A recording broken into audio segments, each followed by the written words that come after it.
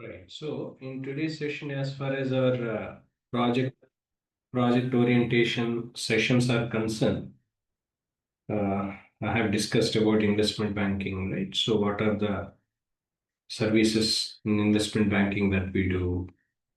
At the same time, as a business analyst, what we do, right? So all that part we have discussed. So today we are focusing on the end-to-end project for any business analyst. Of course, I'll do the first part now because there is a detailed explanation which is to be provided. So hence first part I'm explaining to you, right? So before I'm going to explain that, let me give you a high level orientation about what generally end-to-end project is all about. Right? So one is about the introduction part we must be knowing. Second, about the context of investment banking, followed by current and future state, and who are our stakeholders and roles and all. At the same time, end-to-end trade life cycle, followed by the system architecture, and followed by the deliverables as well as artifacts. End result is about the testing and validation, all that. So these are the major areas, end of the day, as a BA, whenever we need to understand. So when we, coming back to the point, as a BA, when we are trying to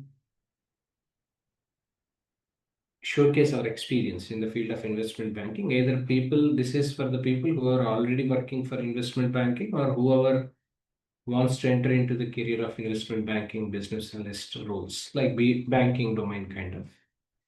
First, we should understand the project. In this project, generally, there were three major things we need to know. One is about the business problem. Second, we must be knowing about the kind of goals that we want to be achieved with. Followed by this, we must be knowing about the expected benefits. These were the three things. Business problems, because there are different systems. Because let's say when we are developing an application, or there will be multiple variants. Sometimes customer has an existing legacy application which they wants to transform to the new application. They may expect you to develop a new thing, or they have a product where they want to moving into that level. Some projects need to develop from the scratch. Some are product we have taken from outside and we will be configuring, customizing according to our needs. That's how generally this happens. So first, as a BA, we need to identify the business situation. From there, the business problem. In this business problem, where due to the legacy systems customer is using, it's causing booking errors. At the same time, settlement delays is also happening because of the legacy systems we are using for a very long time. At the same time, there are some compliance risks generally we have identified. These are the three problems. It can be many, but as an example, I'm taking you. I've just mentioned three major business problems. One is about the trade booking errors. Second, settlement of delays. At the same time, compliance risk. So based upon the business problem, so that we come to know what kind of solution is rightly desirable to the customer, that we need to know. But in between, we must be knowing about the goal as well. That's where generally goal majorly we need to identify. The goal here is to implement an integrated trade lifecycle management platform so that it reduces the settlement of errors, because end of the day we must be knowing about what should be the benefit end of the day customer will get, and what we are implementing. Because of the implementation that we do, what is the benefit customer is going to get. That's important here. So expected benefit is to reduce the settlement errors, at the same time faster trade processing and improving the compliance. So these are the three major expected benefits which customer will get out of our solution that we know. So when we are trying to understand project from the project perspective, it's not only about learning knowledge areas of BA, as in when I already covered all that part earlier in our premium classes that I have conducted. But when it comes to the project perspective, first we need to understand the project. You need to put your legs in the customer side, right? So from the customer point of view, then you will be knowing the kind of problem they were facing, what kind of goal they were, what kind of goal that we want to objective and goal that we want to achieve, and what must be the expected benefits customer expecting. Is it something relevant for the goal or not? That we need to know. That is point number one. Second, we must be having understanding about the investment banking domain context, because if you know about the actual problem or the difficulties that they were facing, first we need to know about trade life cycle. Trade life cycle, something like where you can categorize it into three different parts. One is on the front end, middle end, as well as back office. Front end, which whatever the trade executions and bookings, everything happens in the front end side. Second, middle office. Middle office means whatever the trade validations we do, whatever the risk check and compliances that we do here, everything will be part of middle office. The third about back office. What are the settlements, clearances, reconciliations? All these things will be part of back reconciliations in our back office. When there is any solution that you need to provide, either the problem may be either from the front office point of view, or it can be something relating to the middle office, or it can be a back office, right? It can be of anything. Because if you can go back to the case study, as I've told you, right? So the problems were relating to trade booking of errors and settlement delays.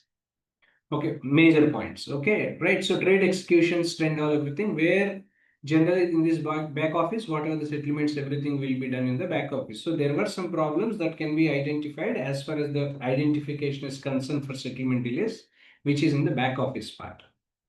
Next, at the same time, trade booking errors. This is also one of the things. So trade booking errors happens in the front office part. So, and why am I saying all this? Because if you want to understand the real problem of a customer, impact of the problem, intensity, how important the provide solution, how fast is to be provided. If you want to know that, first of all, you must be understood about investment banking from a domain context, front end, middleware, as well as the back end. At the same time, company to company, country to country, there may be some rules and regulations that can be differ, right? So that can be vary, not differ, that can be vary. So key regulations should also understand. Next part about the current and future system, right? So first of all, you need to understand the current system as it was a legacy system, which is a fragmented system. And many of the processes are happening manually with high error rates. That is the current process because of the legacy system they were using. That time it was good. Whatever the features and functionalities were absolute good. But with the current present business services that we are expanded, so it may not be compatible. So that's the reason why we need to develop some centralized TLM system, trade life cycle management system. Okay, which there where we need to automate the workflows, we need to integrate reporting. These are the future or the current solution that you need to develop. That's where generally as a BA, when we are interacting with stakeholders, you will be knowing all this. Next, because of this, what gap analysis? Because unless until you don't do current assessment of about the as is and to be, generally these two we call it as is and to be system.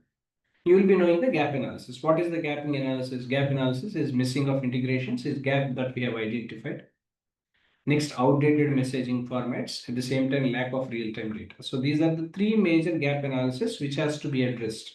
Means transformation from as is to be is where generally we need to be focused on this. This is what the current system. Next, after that, we need to know about the stakeholders part, all that stuff.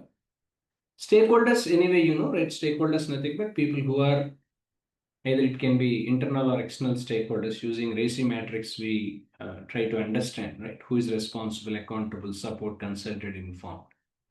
Either it can be internal stakeholders or it can be external stakeholders and all, right? So it can be traders, it can be middle office analysts, it can be of clearing houses from the external point of view, or any custodians or regulators, or any risk management team from the internal point of view. Right? So all these people were considered as stakeholders. How these people to be addressed?